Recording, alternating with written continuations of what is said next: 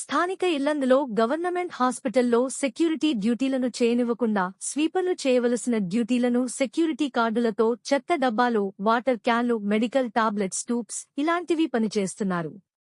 అంతేకాకుండా పేషెంట్లు ఉన్న మెడికల్ వార్డులో నర్సులు పేషెంట్లను పట్టించుకోవడం లేదు. ఎందుకు పేషెంట్లను పట్టించుకోవడం లేదు అని అడిగిన రిపోర్టర్పై సిస్టర్లు, మా ఇష్టం, మమ్ములను అడగడానికి నీవెవరు అంటూ వల్గర్గా సమాధానం చెప్పుకుంటూ, ఇప్పుడు నీకేం కావాలో చెప్పు అంటూ బెదిరిస్తూ, మేము ట్రాన్స్ఫర్లు పెట్టుకున్నాం, మేము ఎవరికీ భయపడం, నీ ఇష్టం వచ్చిన కాడ చెప్పుకో, ఎవడికైనా చెప్పుకో అంటూ వల్గర్గా సమాధానం చెబుతున్నారు. ఇల్లందు గవర్నమెంట్ హాస్పిటల్లో ఉంటున్న నర్సులు కానీ డాక్టర్స్ కానీ వచ్చిన పేషెంట్లను సరిగా పట్టించుకోవడం లేదు. టైంకి డాక్టర్స్ కూడా అందుబాటులో ఉండడం లేదు.